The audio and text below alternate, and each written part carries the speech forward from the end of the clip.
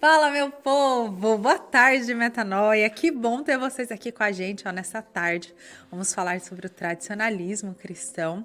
Comigo, Padre Douglas. Padre Douglas, sua bênção. Deus abençoe. Deus abençoe todos que estão acompanhando e vamos mandar bala. Padre Douglas, gente, não sente frio não, tô eu aqui com esse frio todo. E o Aí, padre... eu costumo dizer que por mais nordestino que meu sangue seja, eu acho que eu nasci no país errado, eu sou meio viking, sabe? Ah, Pra eu padre? sentir frio, olha, tem que estar nevando. Tá tudo explicado já, então. Daqui a pouco a gente volta, então, depois da nossa vinheta, pra gente já começar.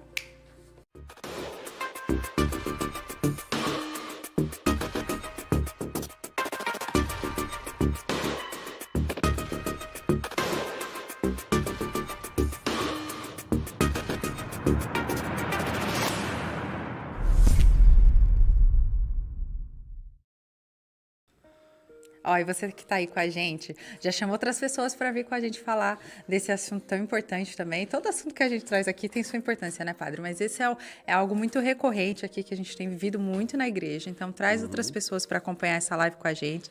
Já vai deixando aí o seu gostei, se você tá curtindo esse conteúdo, se você tá aqui com a gente sempre, gosta do conteúdo que a gente traz aqui.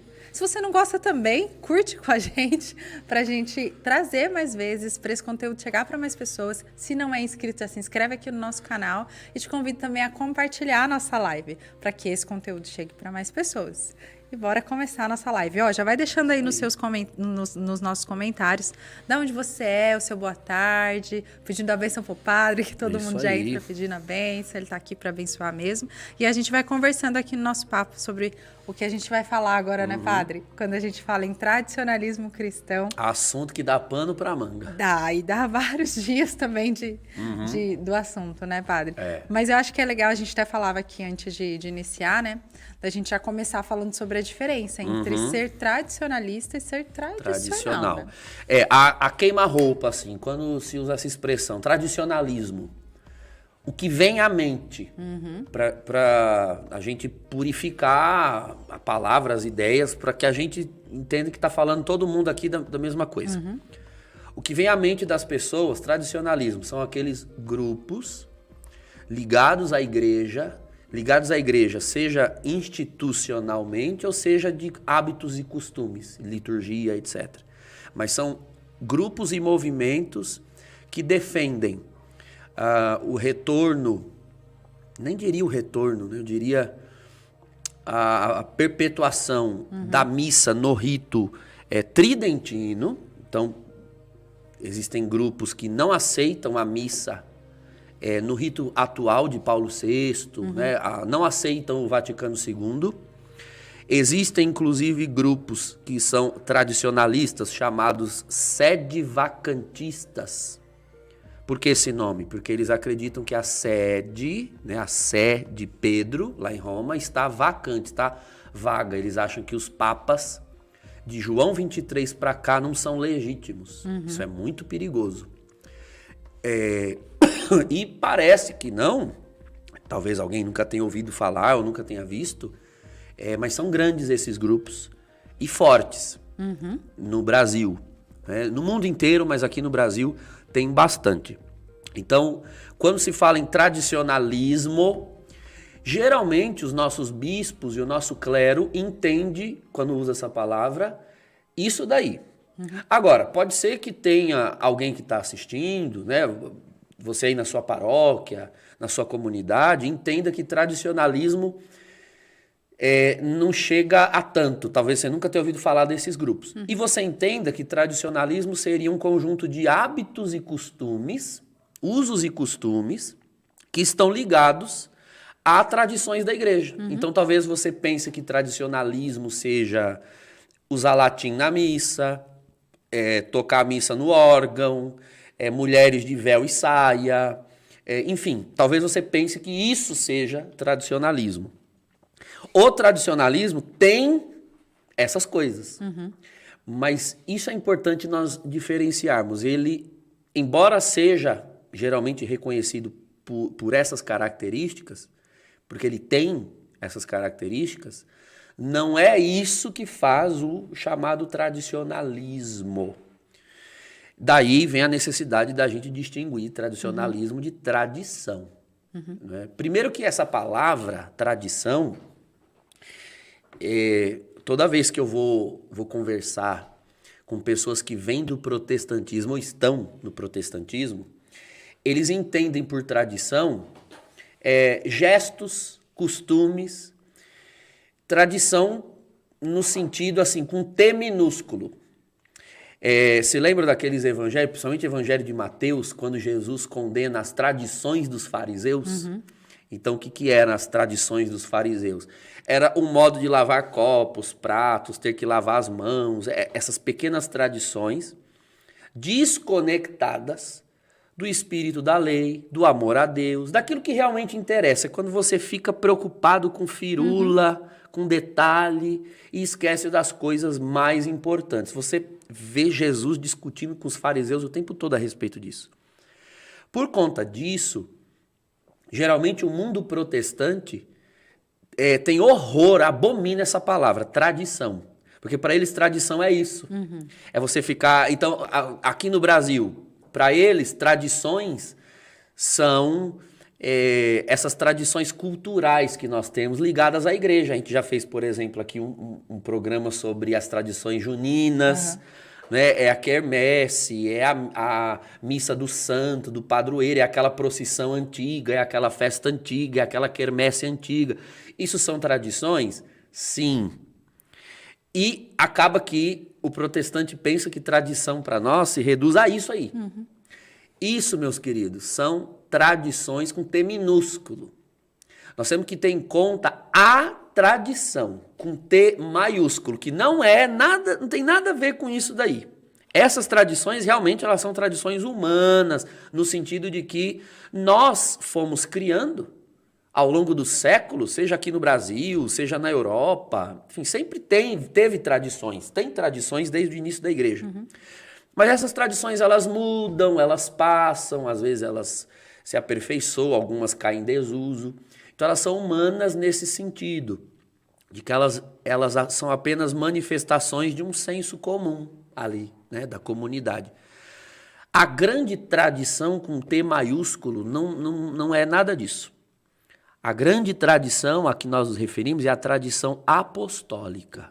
A fé dos apóstolos, a fé de 2000 anos, que é chamada tradição porque ela é transmitida, seja oralmente, seja por escrito, mas ela é transmitida na vida da igreja. Então, por exemplo, a Bíblia, ela é resultado de uma tradição. A tradição veio antes. Tradição apostólica, ou seja, o que era pregado e o que era ensinado, em algum momento foi posto por escrito, e não o contrário. Não é? E depois do período bíblico, ali o último escrito da Bíblia foram os evangelhos de São João, o Evangelho de São João e o livro do Apocalipse, mais ou menos no ano 100.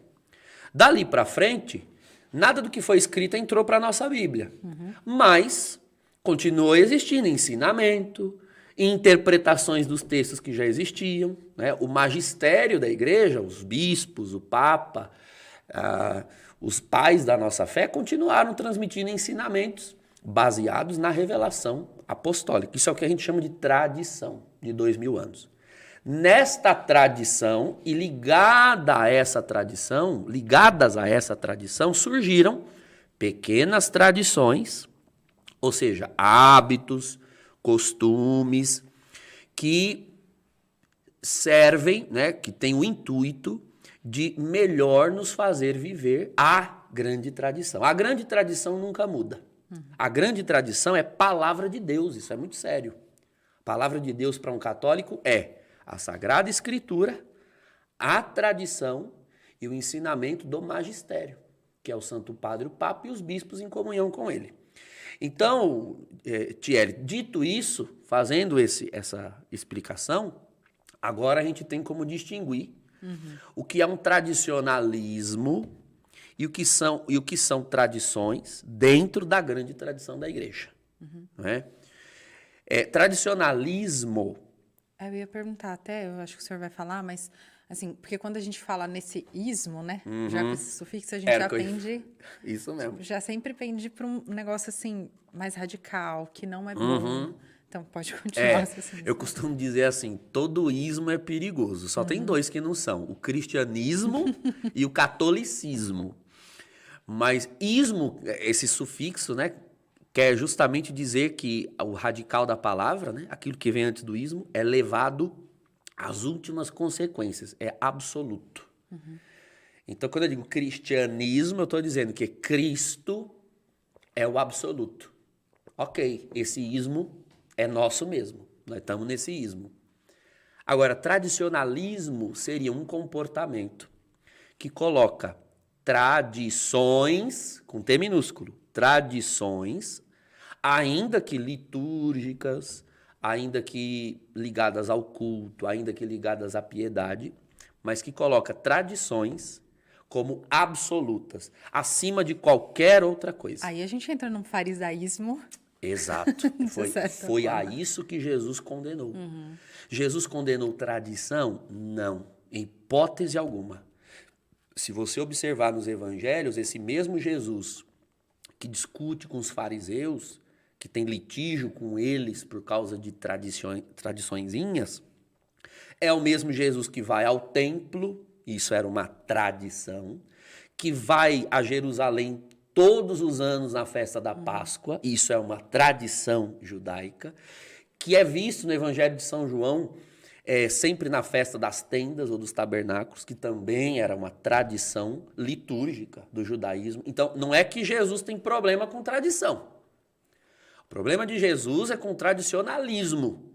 É quando a tradição está acima do amor a Deus e do amor ao próximo, que são a essência da lei.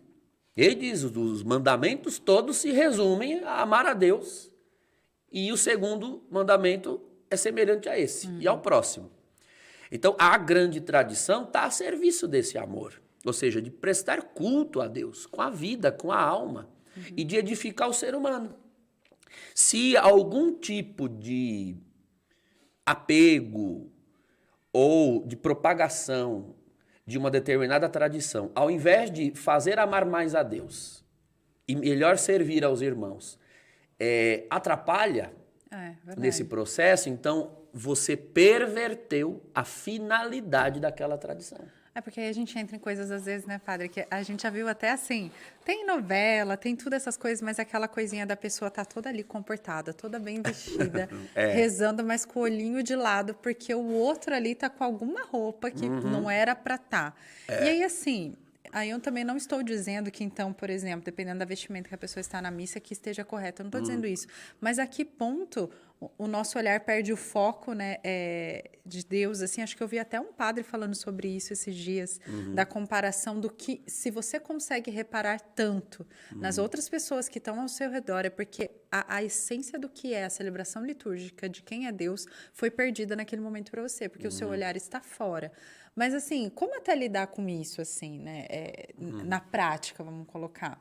Porque acho que isso acontece muito hoje, né, eu vejo, assim, até as pessoas que eu convivo e tudo mais, a ponto de você estar num lugar e você não conseguir rezar porque parece que o outro está ofendendo a Deus com aquela vestimenta dele, então eu me concentro mais naquilo do que em voltar ao meu momento ali de oração.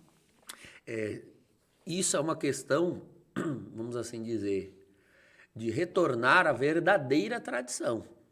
A verdadeira tradição é, antes de tudo, uma formação, uma mudança de mentalidade. Metanoia. Metanoia. A palavra metanoia é isso. Mudança de mentalidade.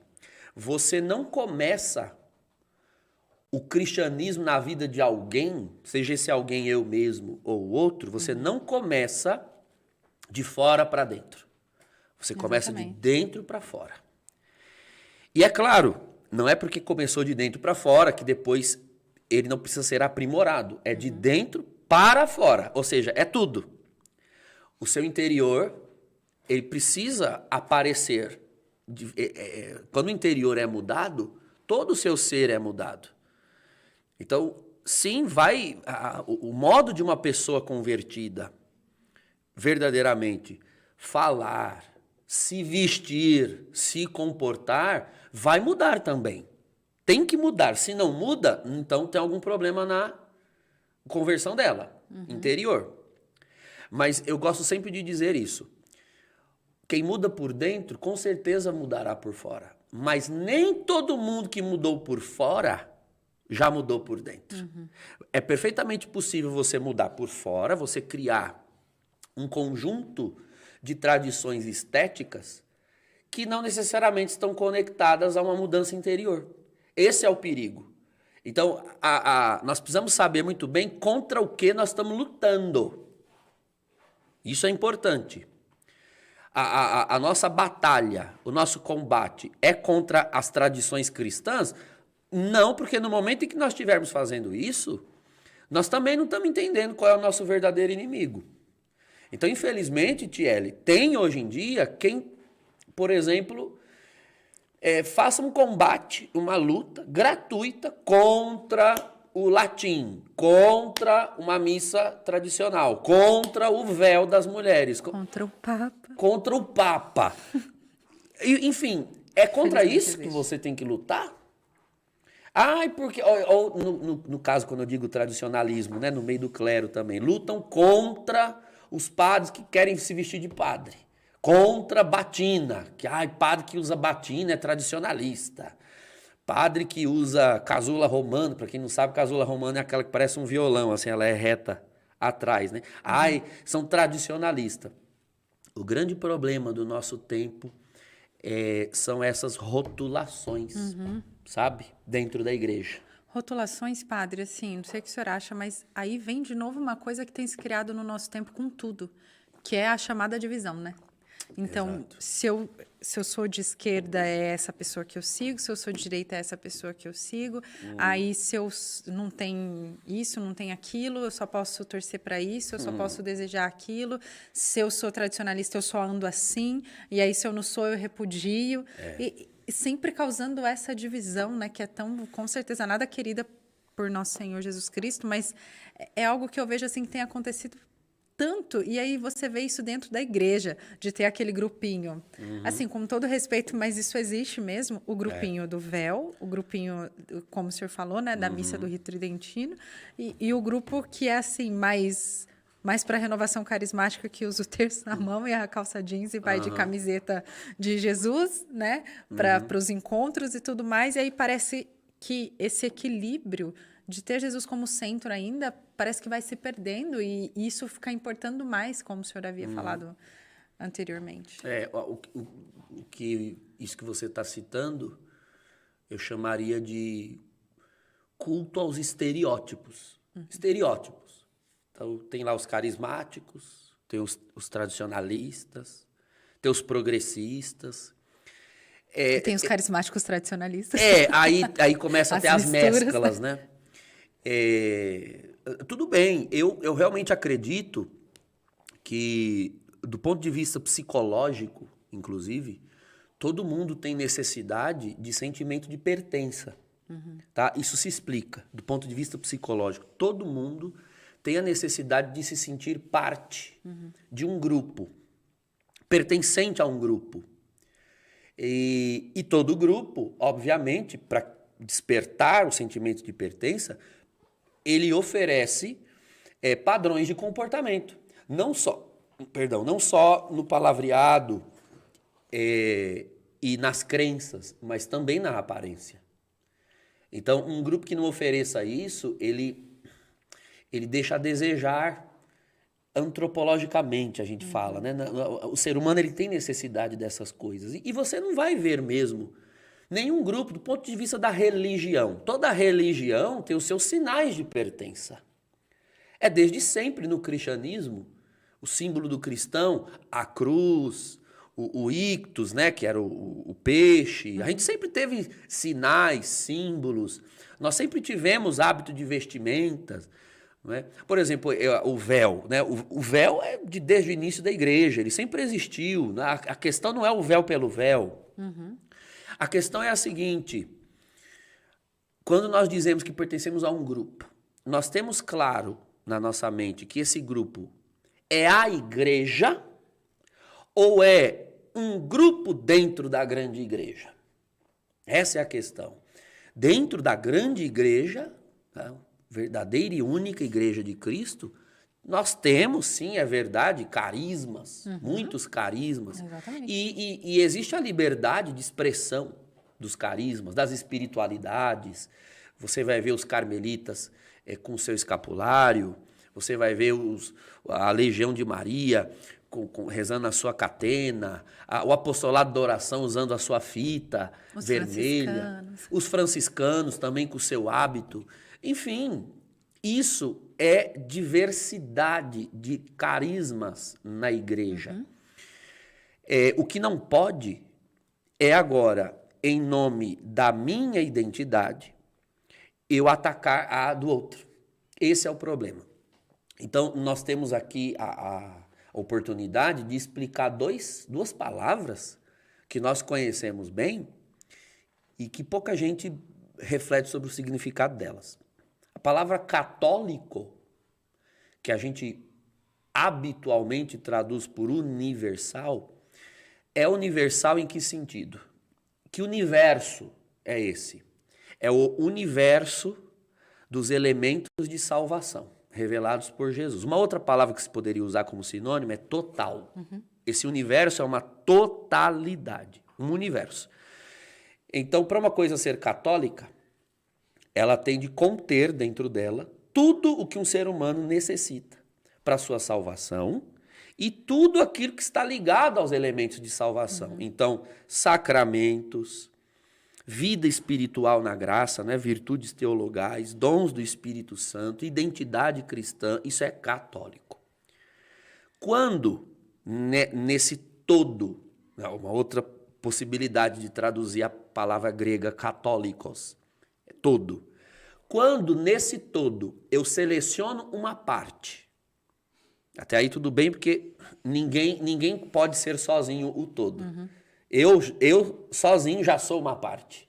E eu tenho que ter o meu carisma. Eu não posso ter o seu, você não pode ter o meu. Então, mas quando eu tomo uma parte em detrimento do todo, eu começo a achar que a parte a qual eu pertenço é a mais excelsa, é a mais sublime, é a superior. E mais, eu começo a achar que, na verdade, a minha parte é que é um todo. Isso tem um nome. Você fez, então, uma escolha. A palavra escolha, em grego, se diz hairesis, de onde vem a palavra heresia. Heresia, hairesis. Heresia é o oposto de católico. Então, veja que heresia pode ser tanto uma forma de pensar e crer, geralmente essas são as heresias condenadas pelos concílios, pelos santos padres ao longo da igreja. Mas existem heresias de menor categoria que são atitudes.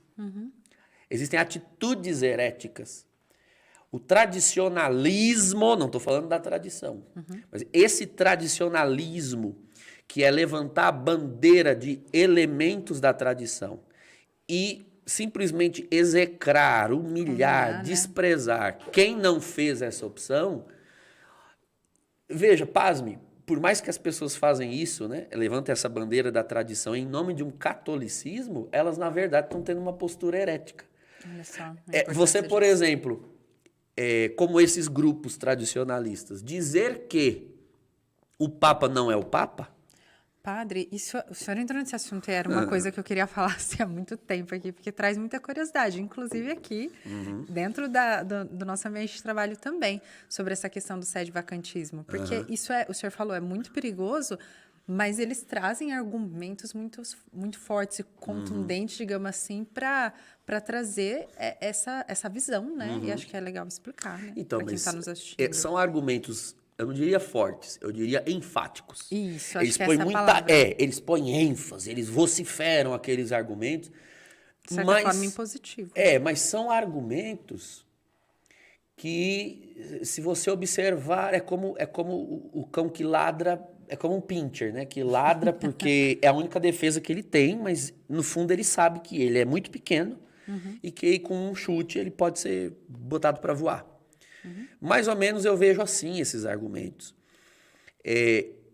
Quando você, sob qualquer argumentação, quer alegar que o Papa não é Papa, Bom, significa... Quem pode desqualificar um cargo? Numa empresa, vamos fazer a comparação. Somente alguém que tem um cargo superior.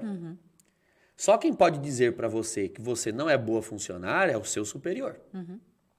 Alguém que esteja subordinado a você pode até achar isso, mas ela não tem nenhum poder sobre o seu cargo. Muito bem, para eu desqualificar não as atitudes do Papa, as palavras do Papa, isso aí eu posso ter a opinião que eu quiser, mas desqualificar o ministério petrino, eu preciso estar acima do ministério petrino para fazer isso. O primeiro que fez isso, que se arrogou no poder de argumentar que o ministério petrino não era revelado, não estava de acordo com o evangelho, foi Lutero. A reforma protestante surgiu de uma tese de que este que está aí não é papa e não tem autoridade sobre nós. Ora, então, no momento em que você faz isso, você está sendo tão protestante quanto Lutero. E atenção, você pode estar com um terço numa mão, um véu na cabeça e falando latim. Você é um protestante de incenso e casula. Mas você é tão protestante quanto. Porque o que faz uma pessoa protestante é o que ela pensa a respeito da fé. E não os aparatos externos. Veja, uma igreja luterana ou uma igreja anglicana, dependendo do lugar da Europa, ela é esteticamente mais católica do que muitas paróquias nossas aqui no Brasil. Que são belas, são góticas, tem imagens, tem ícones, tem coisas lindas. Você vê uma catedral de Westminster lá em Londres, qualquer pessoa entra ali e fica encantada e acha que é uma igreja católica. É uma igreja protestante, porque é anglicana, né? Então veja que a estética, a priori a gente fala, né, a princípio, a primeira impressão, não diz tudo. Diz algo, mas não diz tudo. Então isso é que é importante. Eu sou um ferrenho defensor das tradições cristãs, ligadas à grande tradição. Então pode ser que enquanto eu estou falando aqui, alguém pense assim, nossa, o padre está atacando, por exemplo, o uso do véu ou o latim. Pelo contrário, se vocês forem à minha paróquia, vocês vão ver muitas mulheres de véu, muita missa cantada em gregoriano, tocada no órgão. Eu amo essas coisas. E olha que eu sou carismático, pentecostal, até o tutano, quem me conhece sabe disso. Mas liturgia, eu gosto de tudo que está relacionado ao esplendor da tradição da igreja. Porque é tradição da igreja. Agora, porque eu defendo e uso da tradição da igreja, agora eu sou um tradicionalista? Você está vendo? Eu já fui tão acusado, Thierry, de tradicionalista porque eu uso batina. Quer dizer que agora a batina ela não é mais uma veste clerical, ela virou uma bandeira ideológica dentro da igreja? Que eu saiba, ela é uma veste clerical. Ah, não, mas é porque os tradicionalistas todos usam. Então, você percebe que os tradicionalistas, na verdade, operaram um sequestro de elementos católicos. Então, um sequestro da missa tridentina, um sequestro do uso do latim, um sequestro da batina, um sequestro da casula, um sequestro do véu. Sequestro é quando você toma aquilo como sendo seu, mas não é seu. É de todo mundo. E porque foi sequestrado, agora a gente começa a achar que é propriedade do bandido que sequestrou. Não, era nosso. Isso é nosso. De quem é o véu? Dos tradicionalistas? Não, é nosso. Agora, você tem que, se você quer usar o véu dentro da missa na sua paróquia, use o véu com atitude católica, não com atitude tradicionalista, entende? Olha, eu uso o véu porque é uma permissão, porque é uma possibilidade dentro da igreja e eu decidi usar. Mas se a Tiele ou outra irmã não quer usar, ela também pode não usar. Assim como eu estou exercendo o direito de usar, ela tem o direito de não usar. Ponto. Acabou. Acho que é bom ficar claro isso, né, padre? Porque às vezes, por exemplo, tem a diferença entre aquilo que a igreja ensina que não é permitido é uma coisa, mas aquilo que são possibilidades é outra, né? E acho que você está deixando isso muito claro. São possibilidades. Gente, é importante. Você veja, isso pode parecer perfumaria, mas isso vai aparecendo em pequenos detalhes. Né? O véu, a vestimenta, a forma de comungar. Né? Sempre foi, na tradição da igreja, a forma ordinária de se comungar sempre foi de joelhos e na boca. Porém, Com o passar dos anos, dos séculos, foram permitidas outras formas. Você pode comungar de pé, você pode comungar na mão. E nós temos documentos deixando claro que o fiel escolhe. Ok, então o fiel escolhe. Agora eu vou fazer dessa ou daquela forma de comungar um cavalo de guerra? Ai, padre, eu queria tocar. O senhor tocou no assunto que eu acho tão importante. O senhor falou dessa questão da comunhão. E eu lembro que bem nessa época de pandemia, onde as pessoas só podiam comungar na mão, não direto na boca, isso surgiu. Tinha tantos grupos dizendo da heresia que nós estávamos cometendo porque recebíamos a comunhão na mão. E na heresia dos padres que estavam indo de acordo com essa lei, vamos dizer assim, que estava sendo imposta, então o sacrilégio que era feito. E aí o senhor falou aqui, agora deu uma outra explicação. E eu lembro que na época eu fiquei assim muito perturbada de quanto isso é sério, dessa propagação, que é o que o senhor está falando, assim, de se propagar essa diferença aí que o senhor fez para a gente, do parte do todo e do todo, de fazer essa diferença que o senhor explicou para a gente, no fim, como uma atitude herética. Assim, eu não concordo com essas atitudes, né, de ataque que foram feitas. A disciplina foi uma solicitação, foi um pedido que se dê a comunhão na mão por conta da pandemia. Eu não concordo, né, com esses ataques que foram feitos aos bispos e tudo. Os bispos estavam zelando pela saúde dos fiéis, né? Agora, eu entendo, entendeu? Eu não concordo, mas eu consigo entender. Consegue entender quem quer receber também Jesus. Pelo seguinte, se você reparar, foi feita toda uma propagação de que se passasse a comungar na mão por causa disso naquele período. E que seguíssemos as autoridades sanitárias. Sempre, então, o critério foi acompanhar as decisões das autoridades sanitárias. O que eu entendo é o seguinte: existe, sim, militância dos dois lados. Você tem os tradicionalistas, mas você tem os progressistas. A gente sabe que, se por um lado não se deve impor comunhão na boca, também não se pode impor comunhão na mão. E o medo desses que querem defender que as duas coisas continuem como possibilidade é que, ao introduzir um período de exclusiva comunhão na mão, ao final ninguém decretasse o fim desse período, de poder voltar à opção, à escolha, entende? E realmente, assim, Kelly, até o momento eu não vi nenhum decreto... eu estou esperando esse decreto. Dizendo, olha, a partir de agora, voltemos à normalidade, que os fiéis escolham a forma como querem comungar. Isso não foi feito. Ainda não, é verdade. Isso não foi feito. Eu também percebi isso. Então, dá a impressão, eu estou falando que dá a impressão, não estou afirmando, dá a impressão que se aproveitou-se do momento para incutir um novo modo de comungar obrigatório, e aí vamos deixar só esse meio e deixar cair no esquecimento a comunhão na boca. Enfim, não funcionou, graças a Deus, porque em muitos lugares as pessoas voltaram, não era para acompanhar as decisões das autoridades sanitárias, então todas as restrições, elas foram pouco a pouco sendo afrouxadas na medida em que avançou vacinação, etc., em todos os ambientes sociais. Então, vale para a igreja também, porque era essa a premissa primordial. Não é?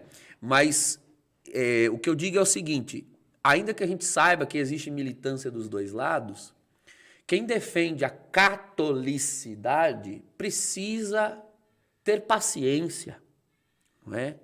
E evitar esses dois extremos. Evitar ao máximo, não é? Abraçar não um progressismo, mas um sentimento de renovo, porque a igreja é sempre renovada pelo Espírito, mas, ao mesmo tempo, também não abraçar um tradicionalismo engessado e lutar pelas tradições cristãs. Eu não sei, eu vejo isso com muita tranquilidade. Acho que quando a gente muito lê, muito estuda, a gente vai conseguindo, não é? Apesar das ondas solaparem a barca da igreja toda hora para esses dois lados, para esses dois extremos, mas a gente consegue encontrar uma saúde, como você falou há pouco, um equilíbrio entre as duas coisas.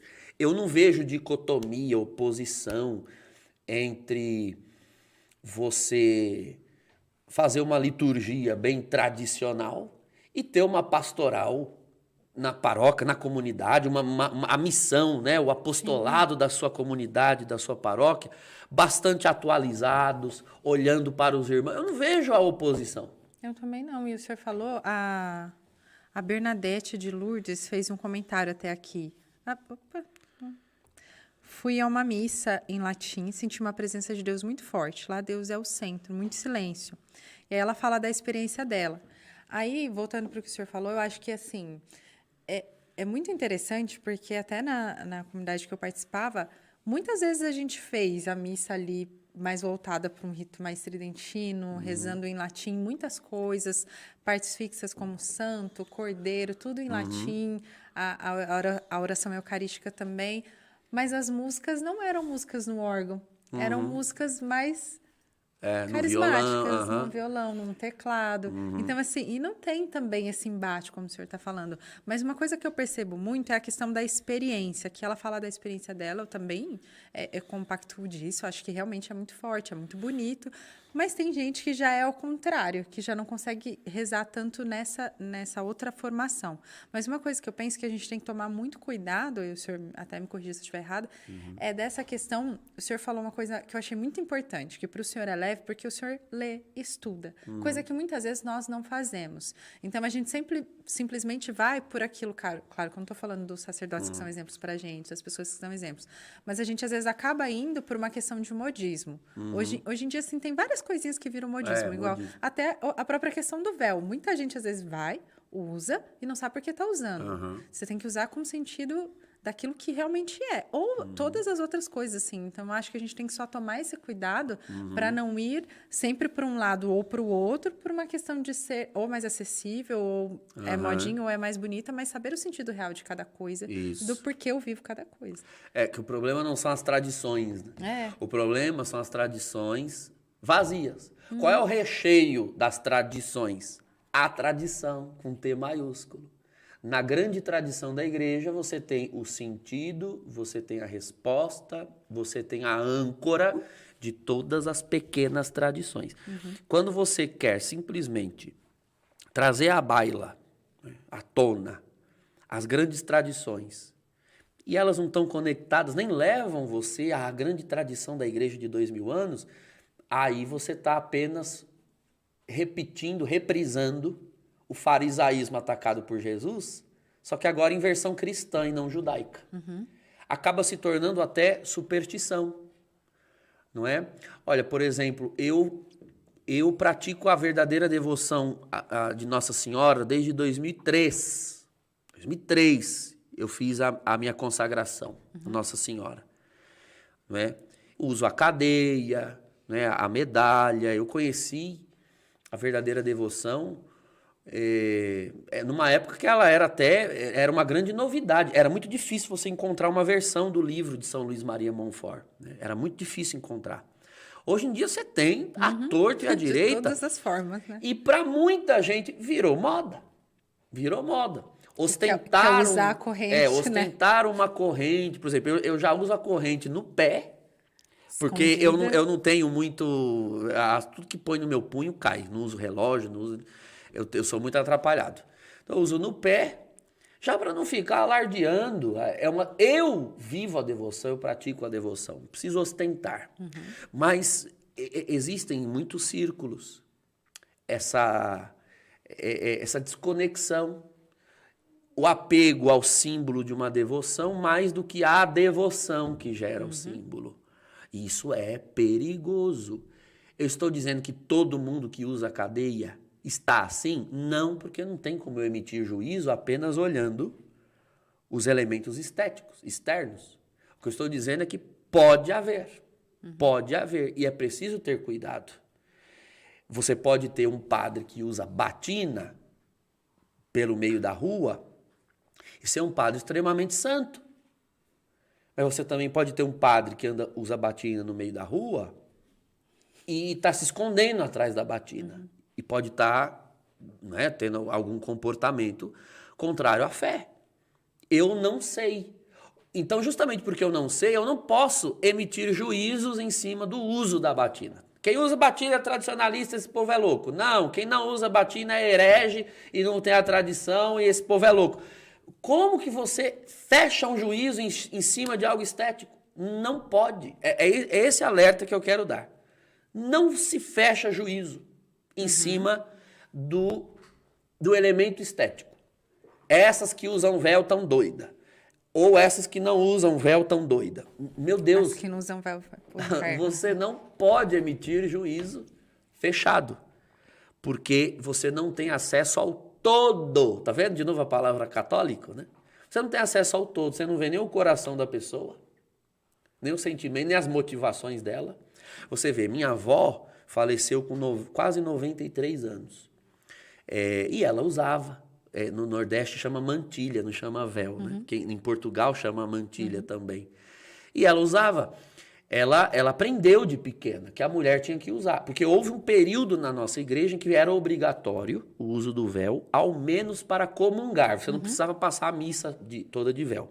Mas para entrar na fila da comunhão, a mulher tinha que pôr. Se ela não tinha, uma outra mulher comungava, tirava o véu, emprestava. Era uma disciplina que existia.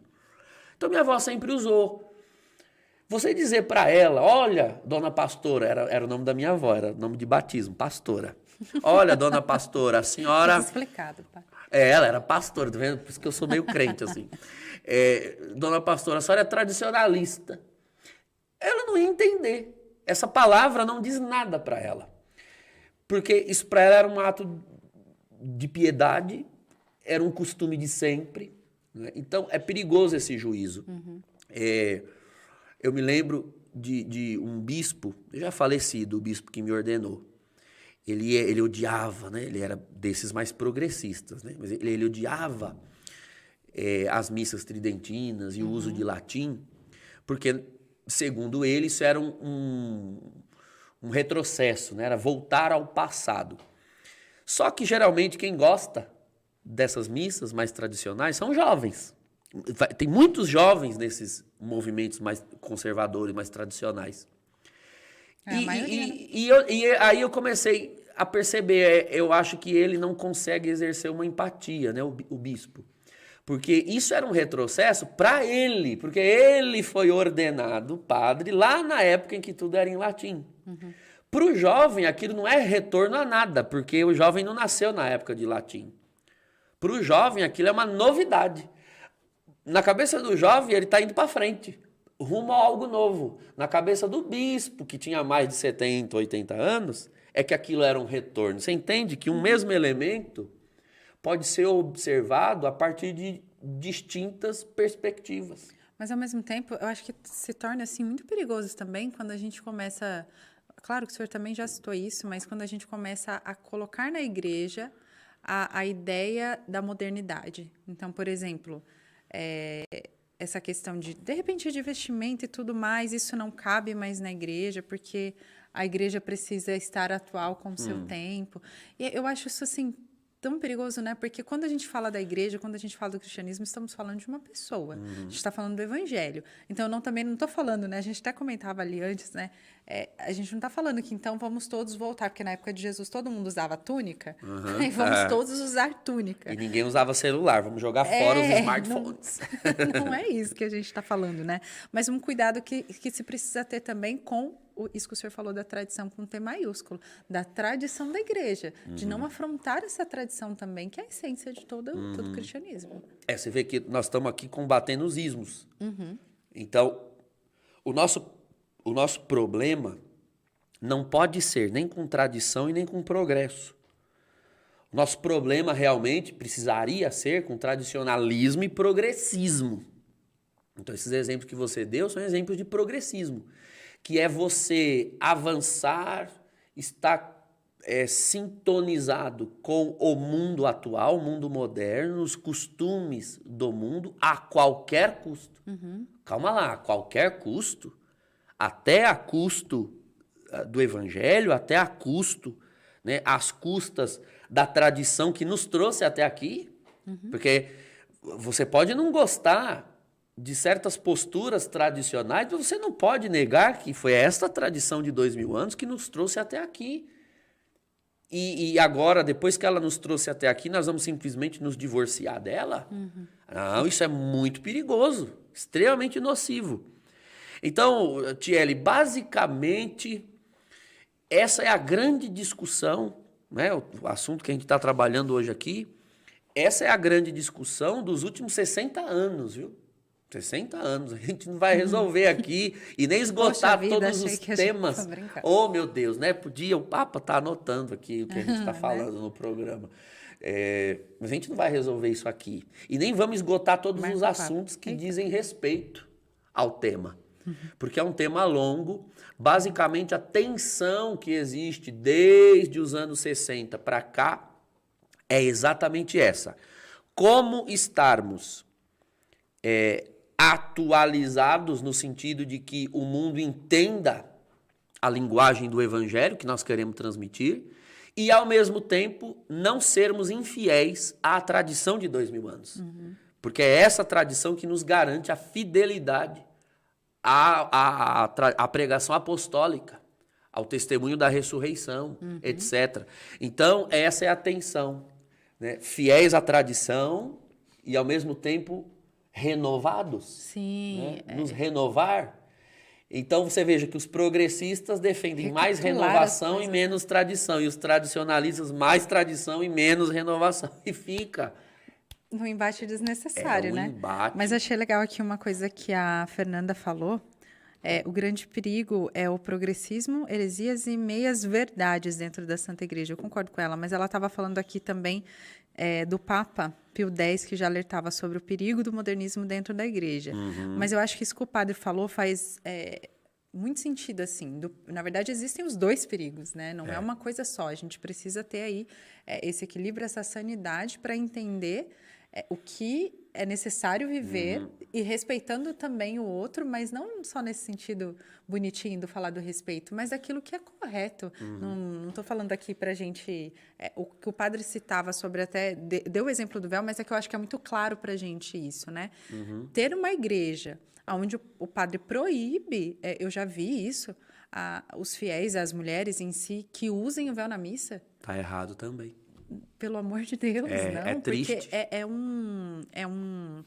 como se diz, né? É um hábito, é algo muito bonito, é uma prática muito bonita. Então, você não pode tirar isso da pessoa também. Mas uma outra coisa que ela falava aqui, que eu talvez seja polêmico também falar, mas ela fala, a batina faz o padre lembrar que ele é de Deus e um consagrado. Nós ficamos felizes quando encontramos um padre de batina. Eu até queria falar um pouquinho disso também, porque eu acho isso tão importante, assim, não estou aqui acusando nem nada, mas eu já escutei, né, muito isso de, não, mas um padre, ele é uma pessoa como outra qualquer, ele precisa ser uma pessoa no meio das pessoas. Eu falo assim, não, na verdade, é isso que ela falou aqui, eu também me encaixo nisso, porque as pessoas gostam de ver que ela encontra ali um padre. Então, assim... Aqui é a minha opinião pessoal também. Eu manifesto mais ou menos aqui a opinião dela, porque, na minha opinião pessoal, também eu acho que é muito importante para os fiéis saberem aonde encontram um sacerdote. Às vezes pode ser no meio da rua, porque eu já passei por isso. De, às vezes, você está passando, encontrar um sacerdote e aquilo ser conforto para você no momento de algo que você estava vivendo. Mas é o contrário também. Então, assim, será que a gente não tem deixado essas coisas, assim como o padre falava no início, falou aqui o tempo todo, de deixar que os certos ritos, certas formas sejam mais importantes do que a tradição da igreja, a tradição dos apóstolos, né? Você imagina, todos esses costumes, essas pequenas tradições, elas são hábitos que a igreja foi adquirindo por duas razões. Primeiro, para ser luz para o mundo. Então, nós temos certos itens de usos e costumes para que o cristão seja visto, encontrado, né? Vamos assim dizer. Agora, você imagina se essas tradições elas são mantidas, desconectadas da grande tradição, da palavra de Deus, do Espírito, né? Do Espírito que as promoveu.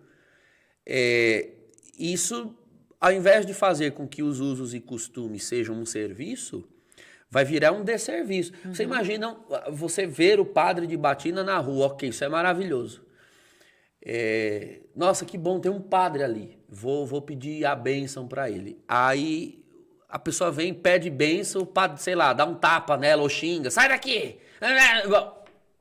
Olha, era melhor estar sem batina, então. É verdade. Porque se é para você chamar a atenção para a igreja, porque você está chamando a atenção para a igreja, quando você está de veste talar. E aí quando você abre a boca, o que sai é uma não igreja, então o sinal foi vazio, você era um pastel de vento, né? Olha, um pastel, você morde, não tem nada dentro, você imagina a decepção? Era melhor não ter. É verdade. Você está entendendo como os sinais, E é uma responsabilidade. as tradições, elas foram feitas para edificar mesmo.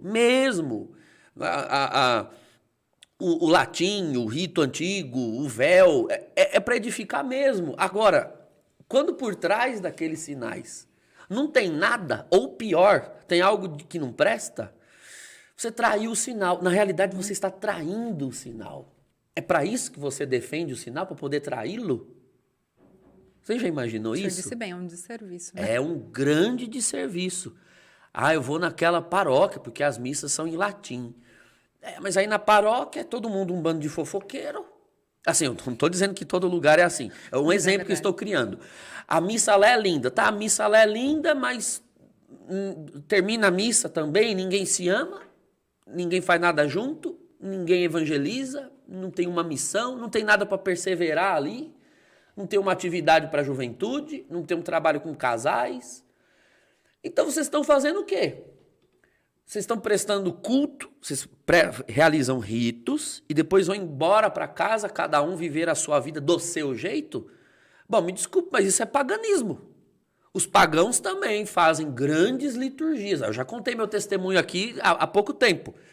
No candomblé existe muita liturgia, muito símbolo, sinal, muita cor, muita ritualidade. Mas eles não são cristãos. Então só realizar rito bonito, isso não faz de você um cristão. Eu creio que o bom cristão faz um rito lindo. Mas dá para fazer rito lindo sem ser cristão, viu? Tem que tomar cuidado. Então, eu me preocupo muito, Tiele, com essa coerência nas coisas.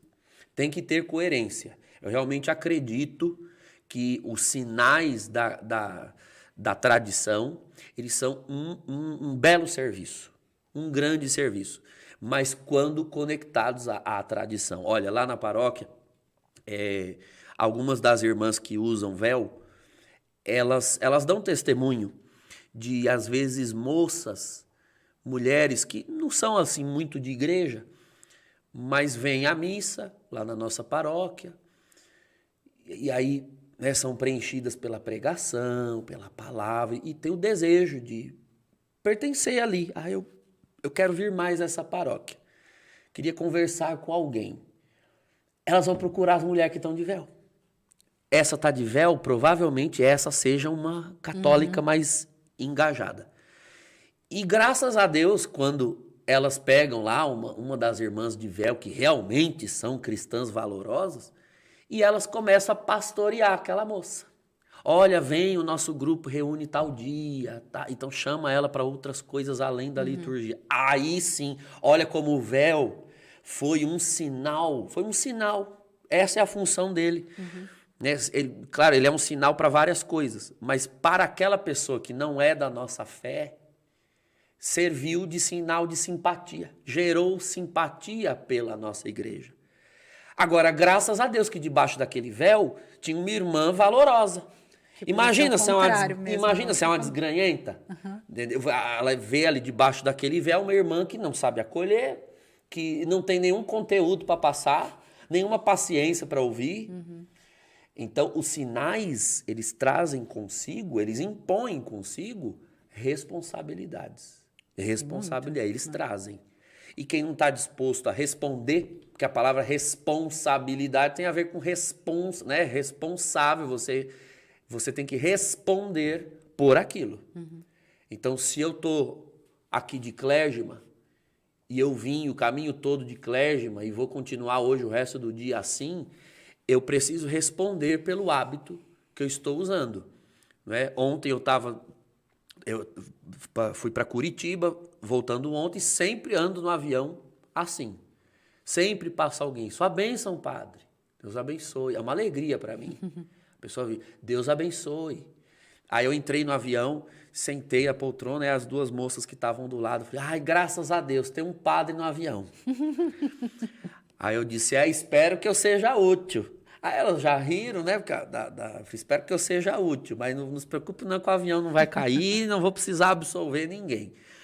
Aí o pessoal já riu, já fez aquela brincadeira, já transmiti a ideia de que o padre é uma pessoa sociável, afável, que riu com quem estava ali em volta. Agora, se eu fosse uma pessoa sisuda, eu gostaria de ter a consciência de ser sisudo e de preferência não usar.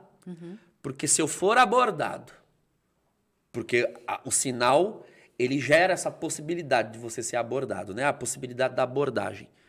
Se é para eu usar o sinal para as pessoas acionarem o sinal e não ter nada ali de baixo, é melhor não ter o sinal. O senhor tem razão, plena razão. Mas que o nosso coração, né, padre, tenha esse compromisso de honrar aquilo que é a tradição da igreja, né? De honrar a fé dos apóstolos, feita em Jesus Cristo, aquele que é o sentido de todas as coisas, porque todos esses sinais, como diz bem o padre, são vazios, se não estiverem cheios do nosso amor por Deus, né? A verdade é Exato, essa. exato. Queria agradecer muito, padre, de novo aqui, o senhor está aqui junto. com a gente, sempre, né, que estamos juntos. Agradecer você que esteve com a gente, comentou aqui com a gente. Muito feliz, gente, vocês estarem com a gente. Semana que vem a gente está aí de novo, com outros assuntos também tão importantes que a gente quer tratar. Mas manda aqui mensagem pra gente, viu? Se você, de repente, pensou em alguma coisa, falou, eu queria que o padre falasse um pouco sobre isso, que vocês conversassem sobre tal assunto, pode mandar pra gente, viu? Deixa aí nos comentários ou procura aqui a gente nas redes sociais. Pode mandar um oi também, que a gente quer conversar com vocês. Padre, quer deixar um tchau e a sua bênção pra gente? Muito bem, então agradeço a oportunidade e vamos lá, mandem sugestões, que Deus abençoe, que todos amem de coração a sagrada tradição, as tradições cristãs, repletas de amor a Nosso Senhor, amor à Igreja de 2000 anos. Amém. Que Deus Nosso Senhor nos abençoe e nos guarde. Em nome do Pai, do Filho e do Espírito Santo. Amém, amém. Gente, fiquem com Deus e até a próxima semana. Tchau.